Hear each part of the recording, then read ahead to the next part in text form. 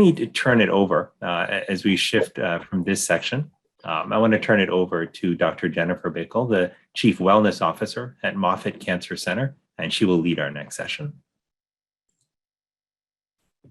Oh my gosh. Wow. Thank you guys so much for such powerful words.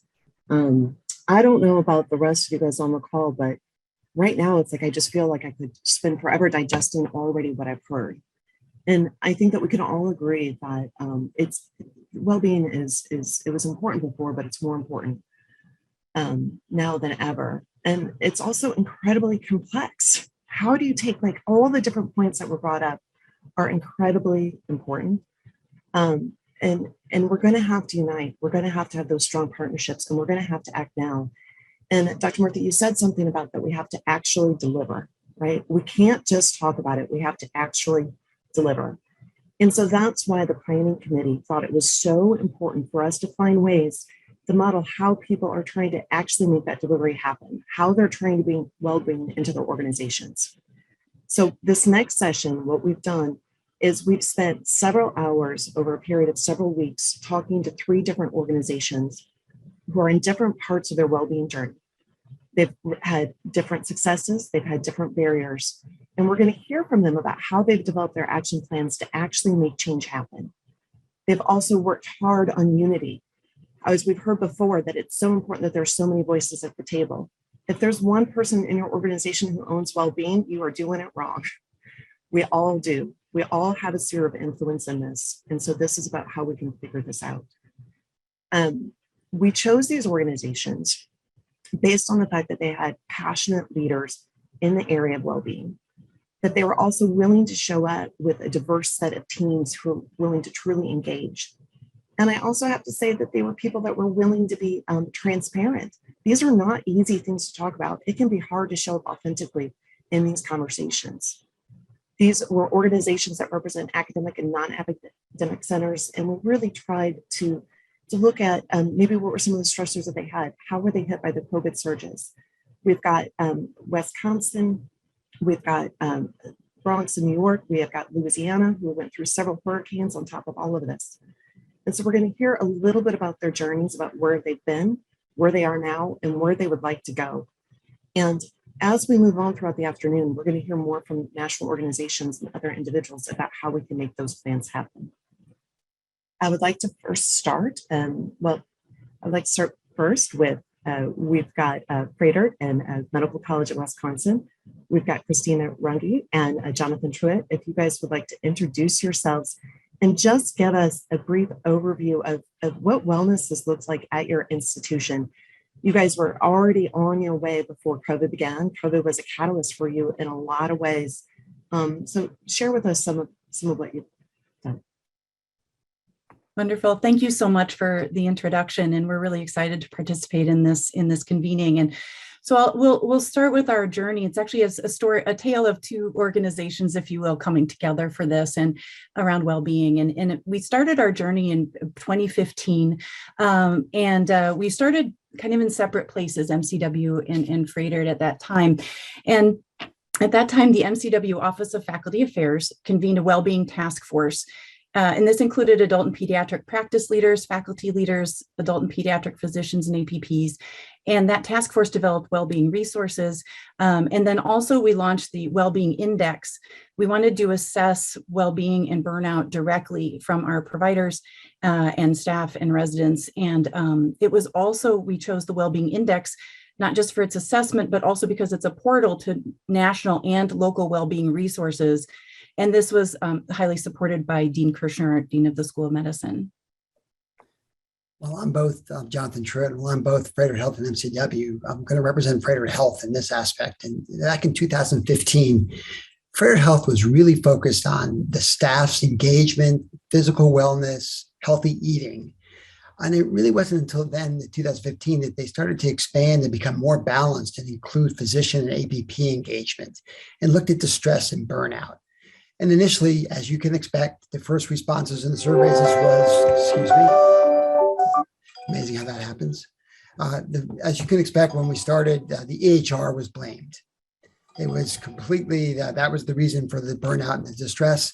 But it turns out through biennial surveys, we've learned it's actually the ambulatory clinic inefficiencies that actually drove distress and burnout, and not the EHR, at a time when people were being pushed for more clinical productivity. Great. And then the next step in our journey is a little bit more around partnering.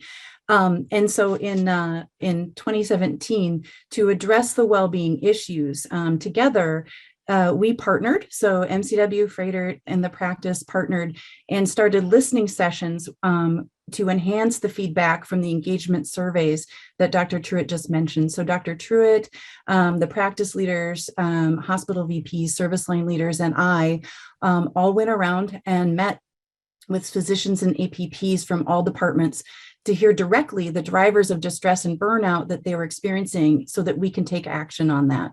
Also in that year, I was included in the Freighter Health strategic planning process for well-being. So that's where we really started to come together from a strategic perspective as well. Yeah, as we did these listening sessions, we actually learned that the physicians, the faculty, the APPs, they had pointed out issues, but they actually didn't know who owned the issues. And it turned out they were owned by Freighter Health, MCW, and the practice. Individually owned different parts, but the fingers were just pointing.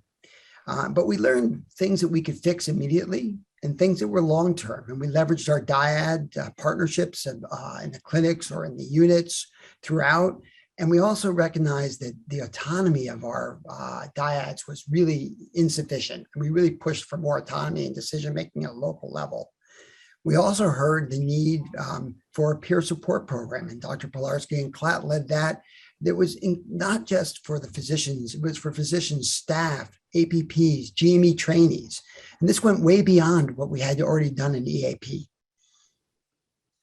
And then the next phase of our coming together was really a coordinating phase where we in 2019, we launched the Enterprise Wellbeing Steering Committee. And so Dr. Truitt is the executive sponsor of that committee, and I co-chair that with Shelley Walla, who is the Chief Nursing Officer of the Freighter Community Health Division. And so this includes wellbeing and wellness representatives, MCW, Freighter Health, the practice, both adult and pediatric practices, benefits, HR, and we recently added resident representation as well. And this committee makes recommendations for the path forward in well-being to the Clinical Executive Committee, which is the senior leadership at Freighter Health and MCW, and they have decision authority for the adult clinical practice and can actually approve actions that we can take. This steering committee actually organized disparate supportive resources to actually align them so we could work together as one, as opposed to actually having multiple duplicative services. We also ended non-value initiatives, things that we were doing that really weren't making a difference, but were taking time. And we also established measures so we could assess the impact of our interventions in the long term. Well, and then this is actually where the COVID pandemic comes into play for our alignment is actually COVID brought us together in full alignment around well-being. And so in response to the COVID pandemic, the Enterprise Incident Command was initiated. And what happened as part of this incident command was that well-being was incorporated in this to support everyone at FNMCW. And so this is really the point at which FNMCW became truly aligned around well-being. Yeah, and some of the actions we took include things like respite rooms and wellness carts and paying for daycare and hotels.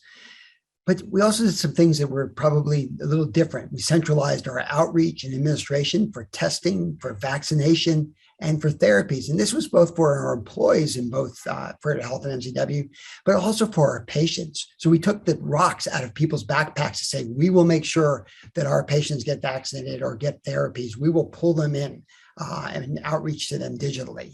And it turned out our digital outreach actually closed our gaps in disparities, which was really a good lesson for us as well. We're talking about things that get done, and I know that Chris and I are up here, Dr. Runyon and I are up here, but this is a lot of people doing a lot of work.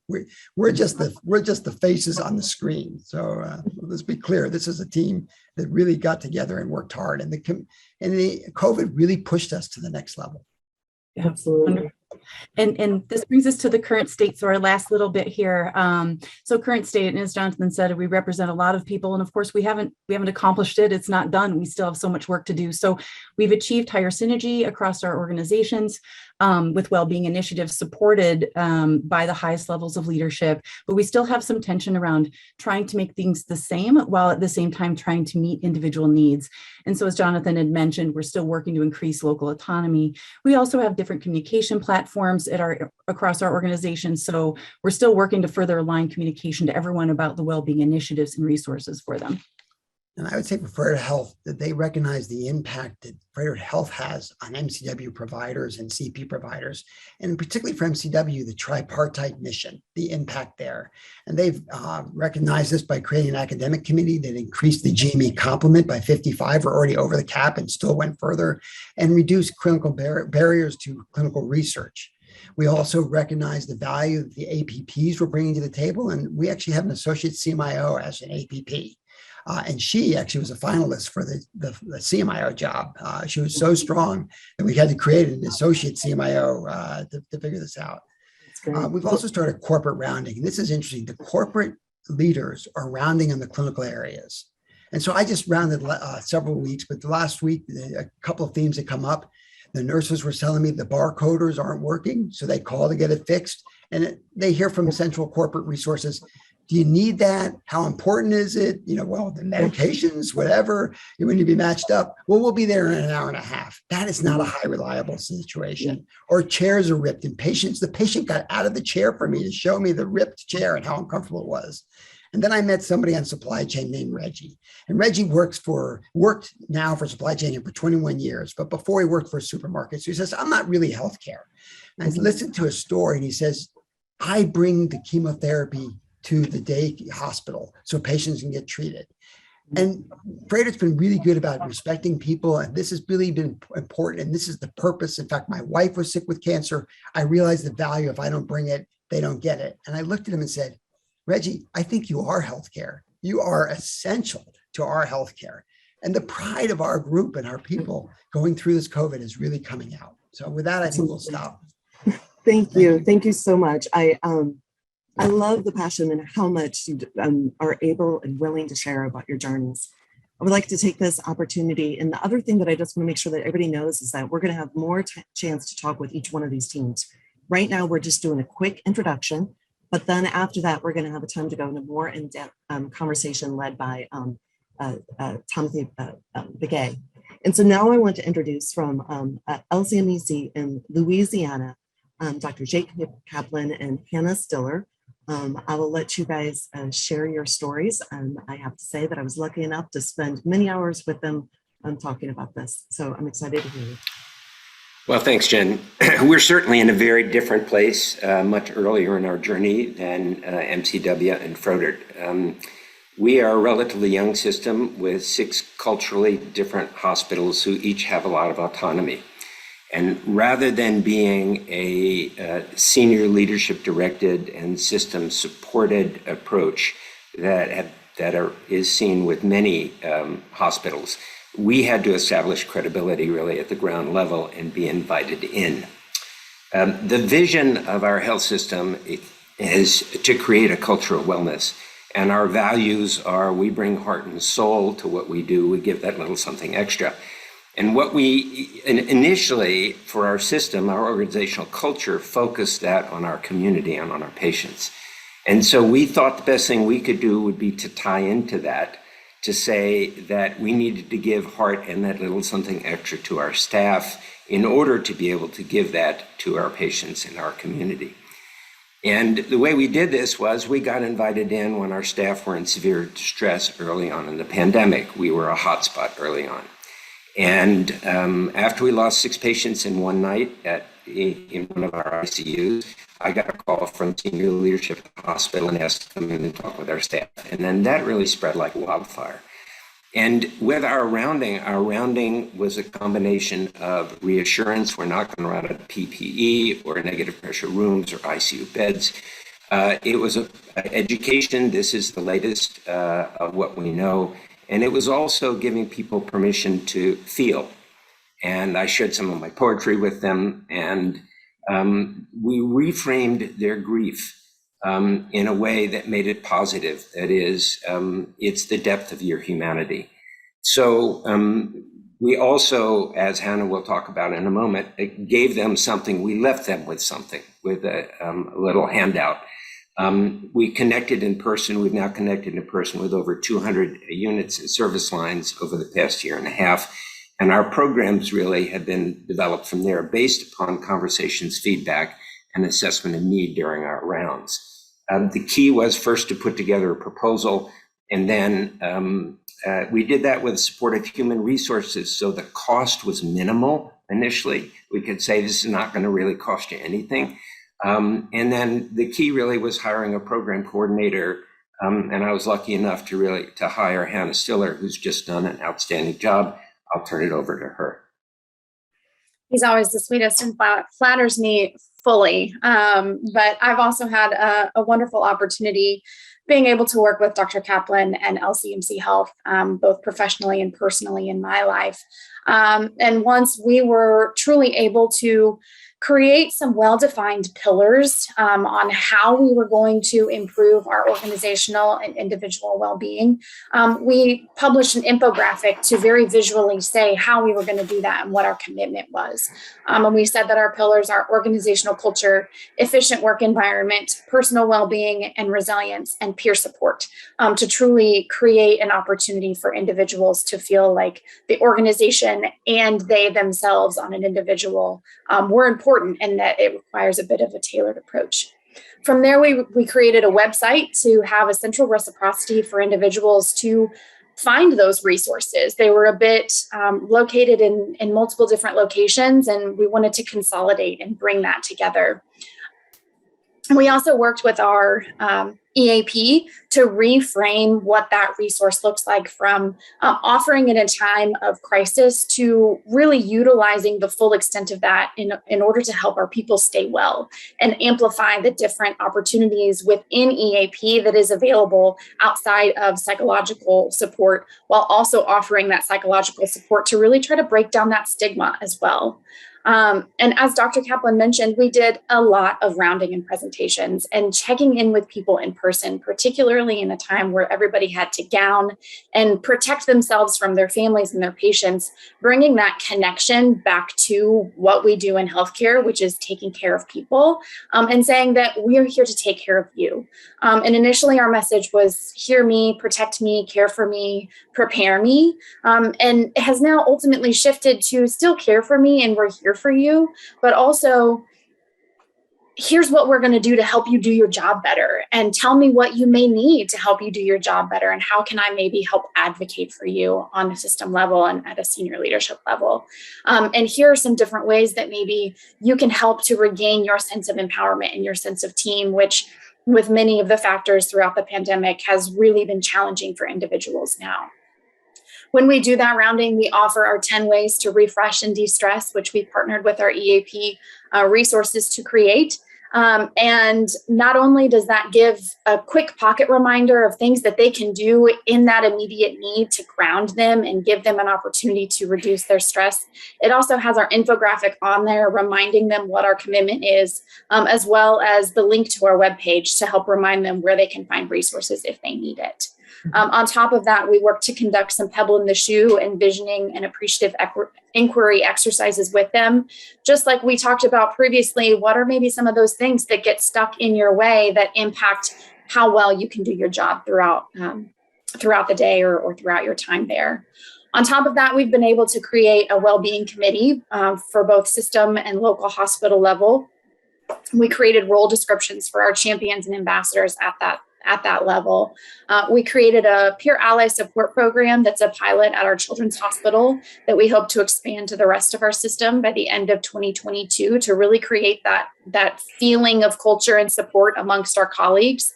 And we've offered some real-time assistance listening to our individuals throughout the system for mindfulness sessions and healing breath sessions that give training and tools to help manage their stress and how they're feeling in the moment. And our biggest success ultimately would be that we're in high demand. People are reaching out regularly for support and resources, stopping us whenever they see us or giving us calls. So that makes us feel like we're definitely doing something good. And let me, if I can, just say all is not peaches and cream. Yeah. And with 7 major hurricanes to Louisiana in 2020 and 3 COVID surges in Hurricane Ida in 2021, we've had a huge crunch financially on our health system, and there are many competing priorities. I, as a physician lead, had only a third of my time devoted to well-being efforts, and we proposed expansion of our staff, but we've not yet received approval. So those are some barriers. In addition, we had a change in our senior leader that we report to, which in some ways was a start over. And as I mentioned previously, we have 6 culturally different hospitals, so we've had to tailor our approach to well-being to each of them. Finally, let me just mention the benefit of working with you and with Art and with the National Academy of Medicine, because one of the things that we realized was that those of us who are involved in well-being efforts, we often speak a different language than the C-suite. You know, nurses are from Saturn, physicians are from Jupiter, administrators are from Mars. How can we speak the same language? And we need to learn their language and monetize the direct and indirect costs of burnout and well-being, not just what the value of investing in well-being is, but what's the risk if we don't. We need to translate our language into that of our senior leadership, given their current stresses, and find ways to contribute to their well-being, and push for what we need in a way that does not create pushback, but rather they feel like supports them as well as the frontline folks. Thank you guys so much for the powerful share, very much. And you're right, that's one of the reasons why the title, we have retention in it, right? Well-being is not just about feeling good. This is how we actually improve healthcare. Thank you guys so much. I'd like to transition over to our third team from Montefiore. This is going to be, we're going to hear from Carol Bertstein and Maureen Scanlon about their journey that they've gone through as well. Again, individuals who had already been on the path before COVID to prioritize well-being came together in different ways, and then really, from my understanding, found a lot of ways towards that strong partnership and the unity through working with NAM. So, go ahead. Thank you so much, Jen. And let me just say it's a privilege to be a part of this. And I also want to thank all the members of our team here at Monty who are just the tip of the iceberg. We're a big, sprawling system in the Bronx. We really were the tip of the spear during COVID. Everything happens in the Bronx, I would like to tell you all. I just want to mention that we have 21,000 employees at Montefiore Medical Center, and 40% of them live in the Bronx. Mission, being driven by mission has been critically important here. And there's probably, besides our patients, nothing more important to the mission than the well-being of our staff. We started, I guess, well, we didn't really just start there, but there were a lot of really wonderful things going on at Montefiore. In 2019, our leadership tried to pull together a group of people who were involved in a variety of well-being activities. And we had a great start, except that COVID then interrupted everything that we were trying to do. We were trying to bring together all the various wonderful things that were going on. During COVID, we did establish a staff emotional support team that represented a number of the different groups. We provided a lot of resources, free crisis mental health services, staff support centers, which I think to this date have been used by have had over 70,000 visits, group team support, websites at both Montefiore and Einstein with resources. We also paired 160 clinicians from the Department of Psychiatry with 2,600 frontline workers. Now, when NAM came into this was a wonderful opportunity for us, in which we're very grateful to pull together people from medical affairs, graduate medical education, nursing, the Department of Psychiatry, HR and associate wellness, and our learning network. We met with the NAM staff over a 4-week period. We built on that 2019 group and a grant application that we had put in 2021. We didn't really have a coordinated structure to pull together all the terrific things that were going on and communicating about the resources, even though they existed and even though there were challenges in implementation for sure, communication was a huge problem. So I will say that being able to work with the NAM staff over this 4 to 6 week period was really helpful. First of all, it brought us together.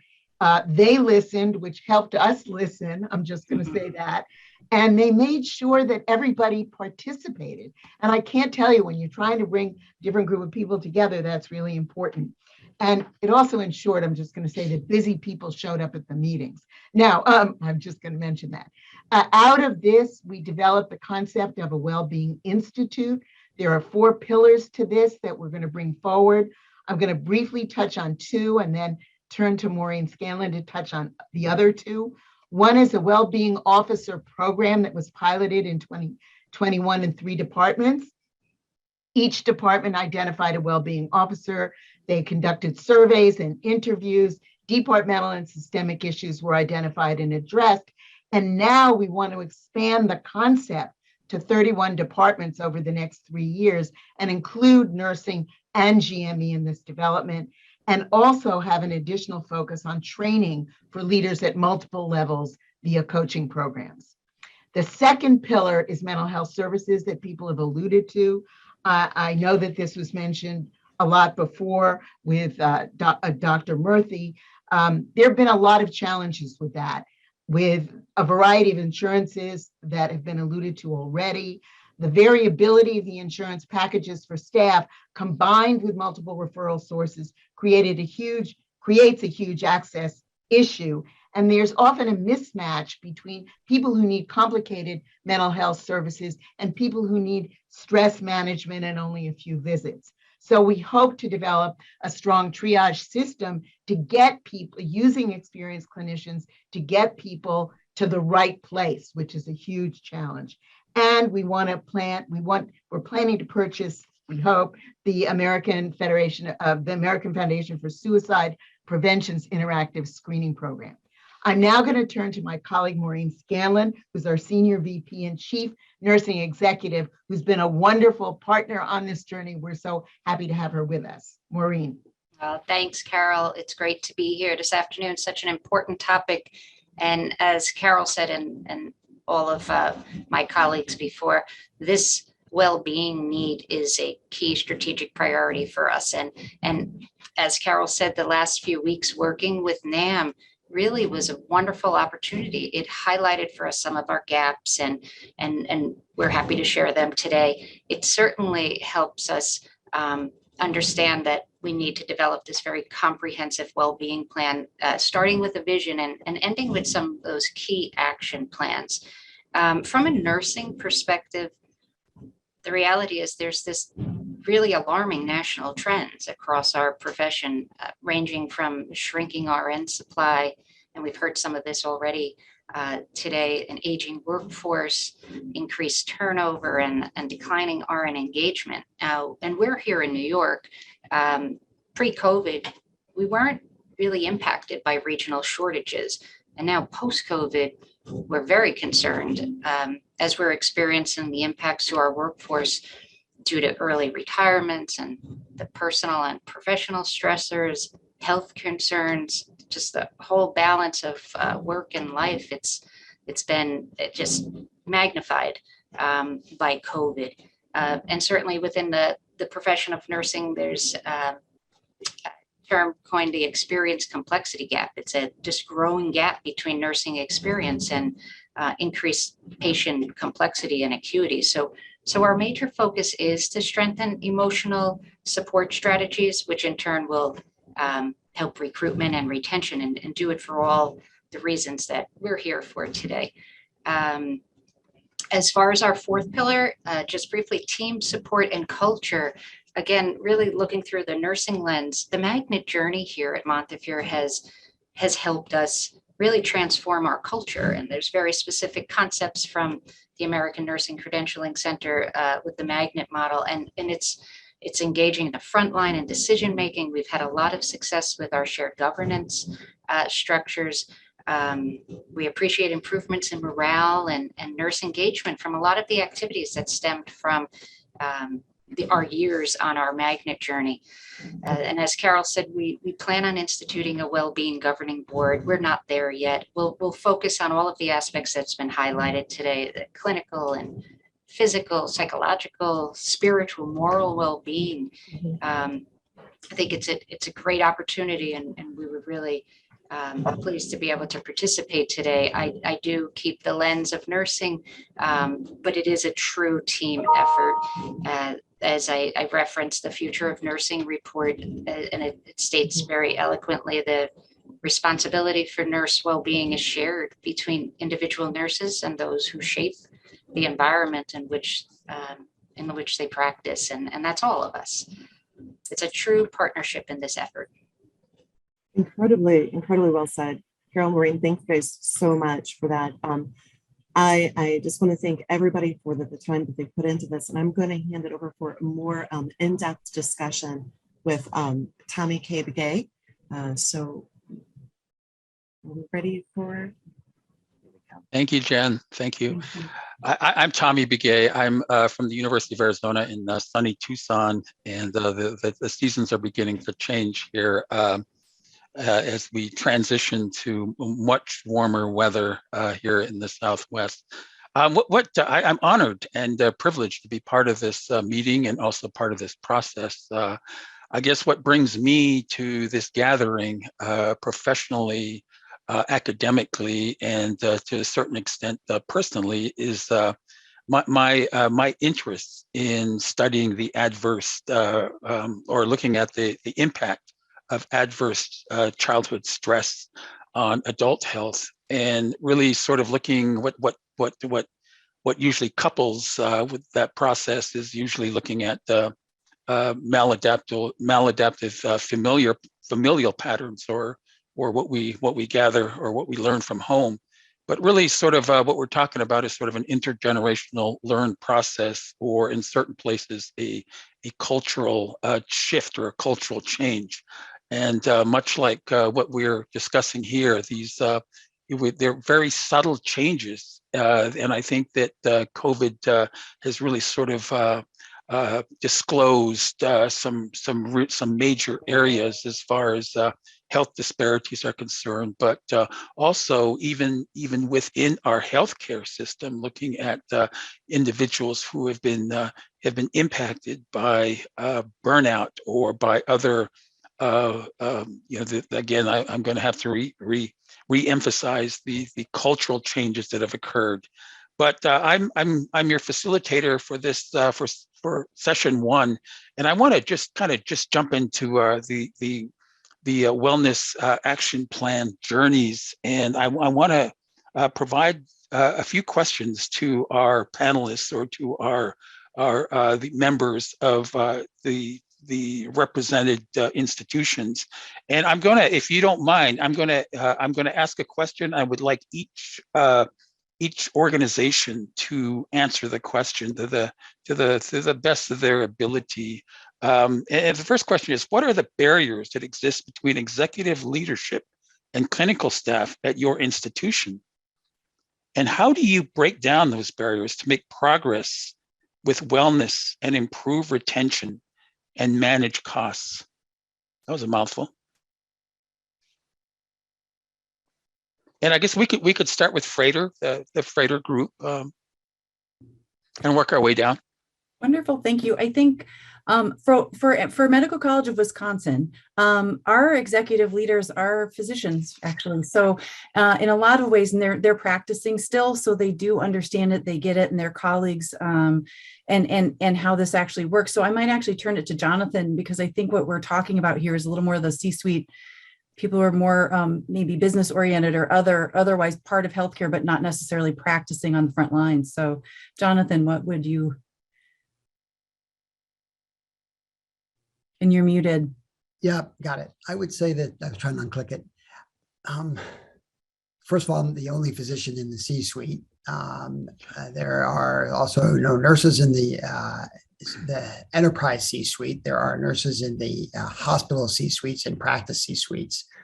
So I would say that the first thing is this corporate rounding, and actually Frater has always done rounding, but they rounded in their own areas. And this crossover to going into the clinical areas and appreciating it and hearing and understanding has actually really moved it a lot. I also think during the incident command, the Freighter C-suite actually didn't run the incident command. There were parts of us in there, but it turned out that we got the physicians, the nurses, the operators, the administrators, all in various areas to really contribute and really show us the way forward. And I think that actually changed the view from corporate to realize how strong a team they had. I think that actually what brought it forward. So I think that is, there's not many blessings I can get out of COVID. That's one of them. The other blessing I would say is that I've never seen Freighter Health and MCW work as an enterprise as ever like this before, as opposed to two separate entities. But I would say, someone said, I don't remember the initiative, but it's something like MBWA, get off your butt and walk around.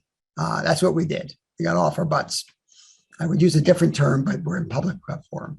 Well, I think the only, the last little piece is when we present to the as the Enterprise Wellbeing Steering Committee co-chairs, when we present to the C-suite leaders as well. I mean, at the end of the day, we're all humans, and so I think, we share stories from the front line. We have pictures of staff, and in our respite rooms, we had books where people were like, "Thank you so much for providing this." We would show that to them, and how people are really grateful for the support from the C-suite and from our leaders for people. So again, we're all people. So right. It was also clear, by the way, spending money, we spent $70 million over the last 2 years in paying for people. That wasn't really what moved it. Now, no one's complaining about the money, but I have to tell you, that's not how you change the atmosphere. Thank you both. Moving on to LCMC Health. Again, the same question. I could repeat it if you need. No, I'm good. I would say that largely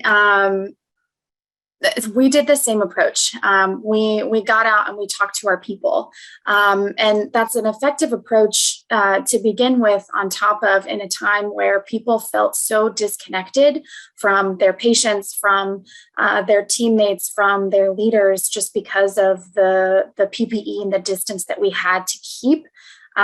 Us coming in and talking to them, to listen to them and to provide support, and to just validate how they were feeling was incredibly important, to make them and remind them that they're not alone and we hear them, and they're on our minds and we're thinking about them, because when they're in the trenches every day, that can get forgotten. And it's helpful to not only be reminded of it, but feel authentically supported and valued within an organization, because we know that that's a huge protector of burnout. And on top of that, as Dr. Kaplan mentioned a few minutes ago, the language of the front line and those intense carers is very, very different than our C-suite. We have some C-suite that are physicians and have clinical backgrounds, and we have some C-suite who aren't. They have more of a financial background, and that's okay. It makes our organization stronger from having those different backgrounds. But sometimes you need to translate those stories and those personal feelings to those who help to support us financially by moving these programs forward. And we get to be that translator in between the two, because we are people with backgrounds of intense caring and support, with the experience and the knowledge of translating into our C-suite. We can always do it better. I always look to try to do it better. And that's a process that we're going through right now, although that's the largest piece of how we advocate for our people. Yeah, and I'll also mention, Tommy, that when we round, sometimes we round with senior leaders. So we round with the CNO on the units, and rather than them conducting the rounding, we conduct the rounding and they participate. And that's made a huge difference, because they can see real time how it's affecting their staff. And then we also formed an easy feedback form where people could click to a feedback form online, and we would then share that feedback. I think in terms of gaining credibility, it's so important to communicate. And it's almost like the broken record methodology is that, you remember the old 78s, that if you got a little scratch on it, it would repeat again and again and again and again. Sometimes it takes that repeating again and again and again and again to build your credibility and for people to see the effect that you're having. Thank you, Jay, for that clarification. And just for the sake of time, sort of moving on to Montefiore Health in Albert Einstein College of Medicine. Again, the same question. Yeah, I could repeat it if you want. That's okay, Tommy. Thank you. I'll start. So we are very fortunate. The structure of our C-suite is majority clinical, but there are some challenges. We're a very complex health system. We're more integrated in our legacy hospitals in the Bronx, but of the 11, that's a journey. So we're not there yet. And yes, there's very different cultures and challenges as we're doing that.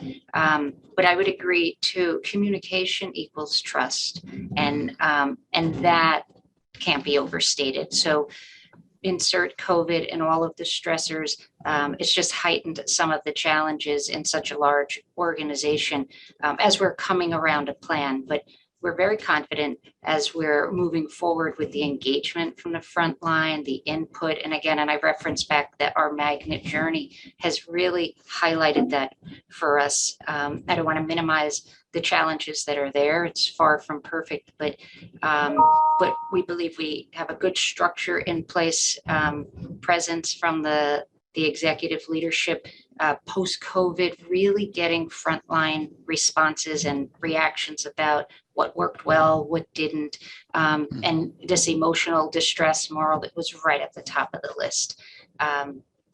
So it's a work in progress, but we have some good building blocks. Yeah, and I would like to echo what Maureen said, and I think we were very fortunate to have representation from the C-suite in our group here. And one of the things that COVID did was it forced us to get to know each other better, which one of the challenges is, how do we communicate what we have and what's available to all the different groups in our system, which are very many. And I would also like to say, besides communication, I think trusted communication is critical. And again, that what NAM was helping us do, which I feel so optimistic about, not that there aren't challenges ahead, but that we now have a trusted group together that we can move forward with. And I'm really especially delighted that our frontline workers are going to join in this conversation, because they are so central to how we carry this forward in an iterative way, which I think was some of the concept behind the Wellbeing Officer program that was started by Medical Affairs, that where you have, it's got to keep going. It's not just listening once, it's Absolutely. listening multiple times and going back. Absolutely. Well, thank you all for your responses. I'm going to take a question from the audience, and the question is for Frater and the Medical College of Wisconsin. And the question is, what are examples of non-value initiatives? Yeah, so I would say that we saw the well-being index picked up really well by the academic physicians, but not by the community physicians. So instead of expending the energy there, we moved on. We saw that requiring people to be hybrid when remote was actually successful. It was under the guise that we had to be tight together. It turned out to be not a family vote getter for building trust or building engagement. We found that we simplified our evaluations so that, because these evaluations of employees are dependent on their raise next year, we reduced it down, really simplified it, and actually tried to give a pass as much as possible on this so that people could expect the same kind of raise going forward and not be evaluated heavily. So we reduced there. And I think the other things that Dr. Runge also pointed out to me that we are looking, our last meeting, we actually have virtual EAP, on-site EAP, and a virtual EAP at MCW, at Frater, two separate ones. We're actually saying, wait a second, we have all these things going on. Let's look to see if which one works and which one doesn't, and at least for the two virtuals, can we be one virtual and be more forward? Dr. Runge? You're on Yes, mute. thank you. Yep. Yeah, thank you. And I think, and so it was that, and I just saw a message in the chat, and I think this is a key component too, is we're continually talking with the people affected by these initiatives and what is the, not just the usage, but we want to also measure the outcome, the impact of these. And so we're continually looking at that and listening, what do you need, and trying to meet people where they are as to what their needs actually are, and the outcomes that we have as well. So we're constantly looking at that, and we'll reevaluate what works now might not work again in 3 years or something either. So we're going to keep an eye on it, and that's part of it. Right. Well, thank you. Thank you for that response. I'm going to, again, post another question for the panel of the 3 institutions, and that is there a best process for selecting a chief wellness officer or champions of wellness at your institution or at an institution, and what makes the best candidate?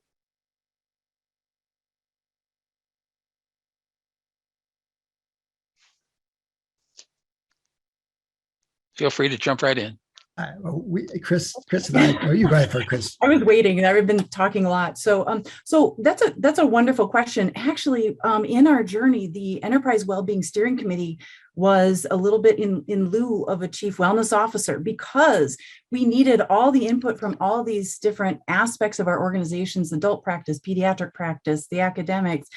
And so we're actually, now that we're well aligned and joined up, it's actually the time for us to start looking at to a chief wellness officer, like the point person, because we've all been bringing all the grassroots efforts, we're all bringing it to the Enterprise Wellbeing Steering Committee and then to the executives at our organization. So so that's where we're at right now, actually, and we're hoping to get that piece, get that put together, so we have a point person, and then build an office around them. I know there are publications Tate Shannenfeld has about building a chief wellness officer, an office around that, what support is needed in the FTEs and things. So we're using an evidence-based approach for the chief wellness officer. The actual person themselves, really, honestly, I think if you have a track record, we have so many people doing amazing work and well-being in our own institutions and across the country that to me, if I'm going to pick somebody, I want to see that they've done things and they've been impactful and meaningful. So that's what I'm looking for when we start looking for chief wellness officers, who's done it, not just talking about it, because a lot of people are excited about it and interested in it, but have you done anything, and how has it been? And that's what I'm looking for. Will you actually do it? I would just add that for me, whether it's a physician or not a physician, it is not a physician chief wellness officer. It is an enterprise chief wellness officer, and this applies for everybody. I actually view my role as a chief medical officer not to be the chief physician officer, but to be the chief medical officer for our community. And I think the wellness officer has to be for the entire community. I just want to say that I think it's less about a single person than it is about the mission, and that the institution really values what's going on. And I also want to say that I think one person is not enough. I think we need champions in different specialties and in different arenas. Yes, we need a coordinated approach, and maybe there's some central person that can do it. I really like the idea of a group of people. I'm big about collaboration. I think that's the way it works best. And I'll agree with both Christina and with Carol. I think somebody who's done something, I think, is very helpful. I think it can't just be one person. That's why we've created our well-being champions and ambassadors. Champions being representatives of our system well-being committee and ambassadors at the local hospital. I do think that it's important to ask your health system for their commitment to have someone who can sit at the C-suite table. That's one of the obstacles that we have faced because we've not had that, to be candid. And I think it's very important that when the senior leaders of the system or the senior leaders of the hospital are having conversations about priorities and where to put resources, that it's very important to have a voice for clinician and healthcare worker well-being at that table. Thank you. Thank you very much. I think we are out of time. So I would like to transition into I guess the next session. But let me just sort of just roughly summarize. I think that COVID has really created some opportunities here for us to open communication between all the way from frontline workers on up to the C-suite individuals. And I think that really what we're talking about is not really individuals or one individual, but really sort of focusing on changes to the culture, changes to really providing opportunities for healthcare providers to lessen that the stress that's they've often that comes with COVID. But at the same time, I think that these issues have existed, and I think that we're due for a cultural change. So I thank you very much for your insight and your valuable input to this area of healthcare and also the stress that we're all dealing with at this point in time. At this time, I'd like to transition on to the operationalizing wellness action plans on the front line, and I want to introduce our panel for that. Representing the Frater and Medical College of Wisconsin, Shelley Hart and Jennifer Neubauer. I apologize, Jennifer, if I mispronounced your last name. And also from LCMC, CJ Marbley, as well as Rachel Nickel. And from Montefiore Medical Center and Albert Einstein College of Medicine, Stefina Donso. Again, I apologize, Stefina, if I mispronounced your last name. Eric Fornari, as well as Amelia Macare. And again, my apologies if I stumbled on those last names, but just sort of diving right into our panel or our discussion. I'm looking at the first question that I have would be for the Frater and the Medical College of Wisconsin, and that is what initiative has your institution taken to address well-being? So I can just share. My name is Jen Neubauer. I've been a nurse here at Frater for 27 years, and in this role as a manager for the medical ICU for the last 8.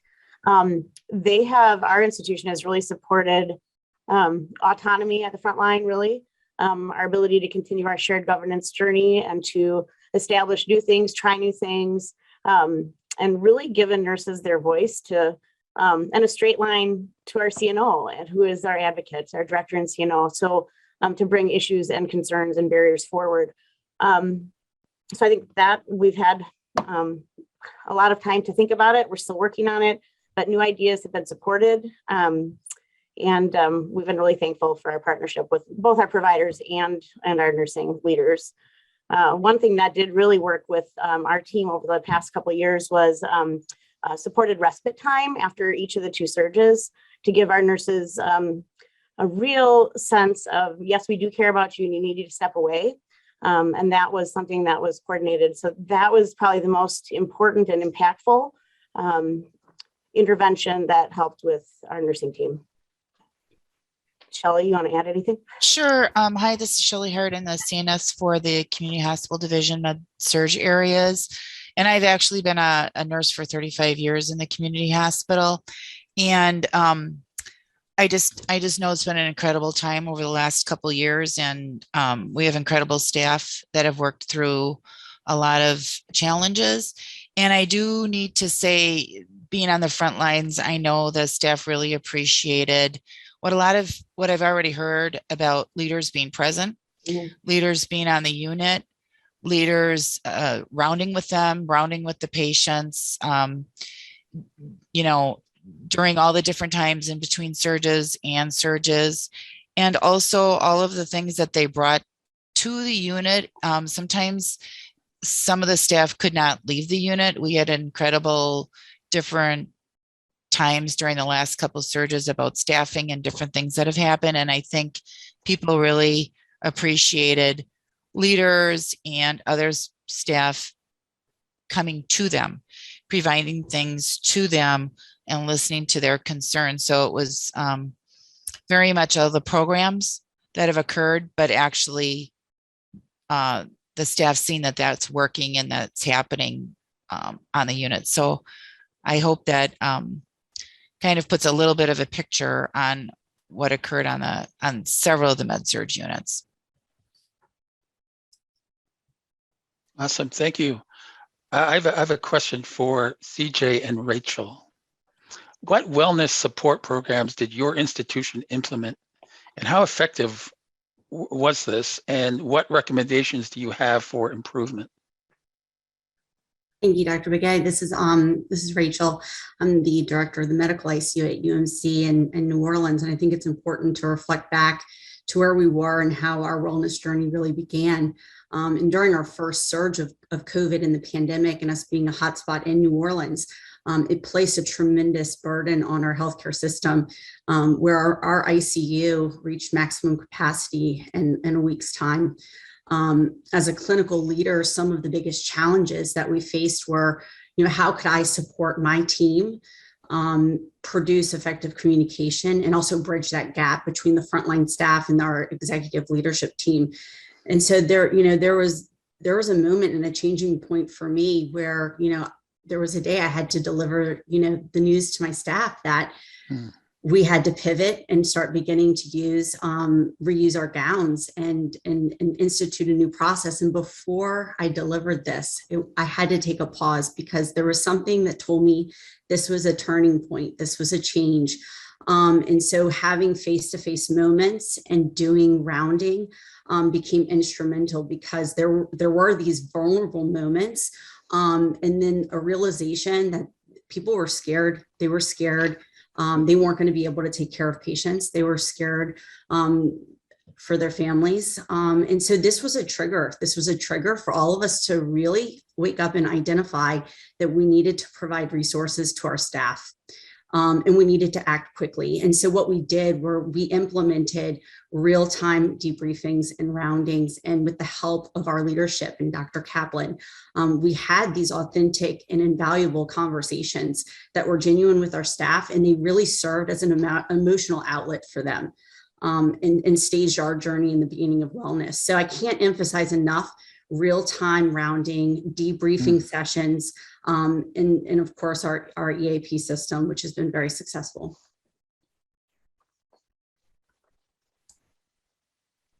Thank you. I would like to pose a question for Stephanie, Eric, and Amelia. And what has been the greatest impact of wellness centers at your institution? I could start. Eric Fenari. I'm a pediatric orthopedist by training. I work as a director of my division, and I'm vice chair of the department. I have the joy of being one of our well-being officer pilots. I think that, there's a mission behind what we do here at Montefiore, and the work is hard, and the patients we take care of are challenging. And there are some values that are sort of innate to our physicians, our staff, our nurses, and techs, all the way through the chain that help them succeed. And so we are proud of the care that we're able to deliver to everybody, and the work is really hard. And I think the beginning of the recognition of that started before COVID. We had a physician leadership program that I was in the initial cohort in that started in 2018 and ended in 2020. And I think that was the first time where I was able to sit down with leaders in other departments that, were not C-suite, but were suffering similar challenges, and start to relate and have conversations that allowed me to connect with them and feel more connected to the institution outside of my orthopedic world. And then COVID hit, and really, as this is like a 2-year anniversary for when I first felt it here in the Bronx, and, still get goosebumps thinking about where we were, I was able to pivot and had the opportunity to get involved with our surge response and get to know a lot of providers throughout the institution and use those relationships I'd formed.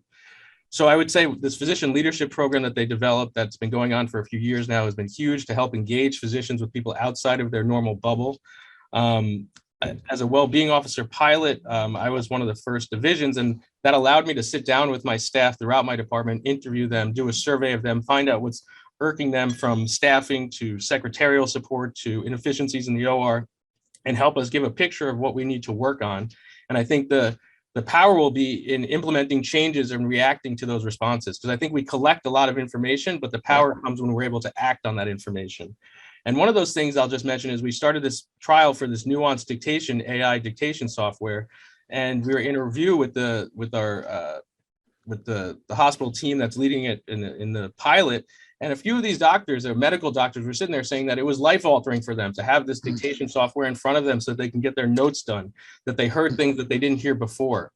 And so that was, to me, tangible results of a small pilot program that was really impacting an everyday clinician's effect on the ground. So I think what we need to do is listen to our staff, gather information, and then really make sure we act on it, because this is a resource heavy job to get off the ground, and having the world around us that is supportive of it, but making the argument that some of these tangible changes can have a profound impact, and it's little things and finding the right thing for the right person. So we've done a great job here about starting that process and collecting and building the structure, getting the word out. And I think the next level of it is showing the fruits of our labor and showing our staff that we can respond to their challenges that they bring us and help improve what would make their personal well-being better.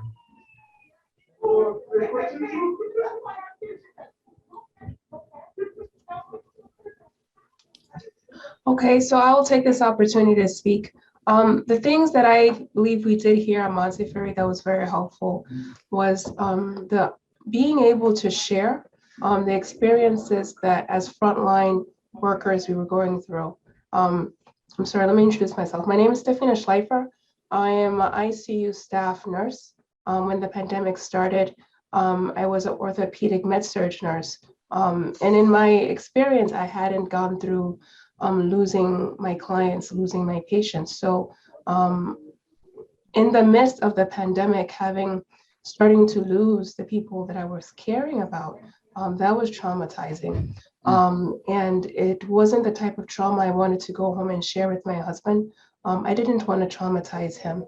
I have other healthcare persons in my family I shared those with, but those were things that I shared with my colleagues. They were my comrades.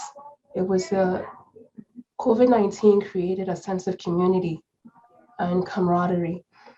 Being able to share with our colleagues, the nurse in the next district who would see my pumps going, would let me know, would help me with my patient over here. We were very connected to our patients. We weren't distant from them. We held their hands when they were being intubated. We knew that it was possible. They were in the last moments of their human life. And those moments, it reminded you how human we were. So being able to share those experiences, and I believe our facility created and allowed that on the units, not necessarily as a whole facility, on a smaller community, each unit creating that camaraderie, that community. It was very valuable, and emotionally, it really helped with the toll of what was happening. Another thing that our facility did, and I have to say, I think they did an excellent job. Montefiore has a care center that initially, years ago when it was created for family and friends. But when COVID happened, of course, visitations were stopped. They did the best thing, and they opened it up to the employees. It was so valuable. The care center was a place where I could step to and step off, get out of the moments of the trauma of what just happened to me. When I would go inside, it's very serene and peaceful. The ceiling, it's cherry blossoms. The wall is, it's a waterfall coming down. It's very peaceful. It's very serene. There's even a massage chair. And the care associates, they were kind. They were genuine. They would offer you coffee, tea, snacks, and you could talk to them. You could talk to them about the heavy things. Me personally, I would like to go and talk about the light things. It would change. So just having a place where you can just step off of your unit, even for a moment, not for a lunch break, but just a moment to recap and to get through what was happening. Emotionally, it was so valuable. I think Montefiore did an excellent job at that and making that available to the employees. We became the patients, and it was one of the best things. They've maintained it and I love it. I commend Monty for doing that. But I believe these were the two things that emotionally helped well-being. I knew for me and my colleagues, being able to grow that community, because it was your second home. You spend 12 to 13 hours here, 3 to 4 times a week. This is your second home. So having the opportunity to get closer to your comrades and to your neighbor, knowing that they're with you and you get through it, because there was a lot of uncertainty during COVID-19. These two things, very valuable. Sure. Thank you. Amelia, do you have any? Hi, I'm Amelia McCary. I'm one of the second year pediatrics residents at Montefiore. Yeah, I definitely echo what everyone else said about Montefiore being supportive and helpful to us throughout. I think one of the things that was most helpful for resident well-being was probably when like this next second surge started, and our program director shared with us like, okay, there is enough PPE and you don't need to be rationing PPE. I feel like that provided a lot of wellness to residents, just knowing that you were going to be safe while you were caring for patients. I think there's also a lot of effort to try to, as we're talking about, include multiple groups in conversations. I think as a resident, you are in a transitional state for the time of your residency. So you're all switching from block to block on different floors and different rotations and working with different teams. So even though you're so much a part of the hospital system, you also, and you're very much a part of your residency program, you're not so much a part of the certain team that you're on for that month compared with the way that the attendings and the nurses and respiratory therapists and anyone else who works there and is there all year long feels.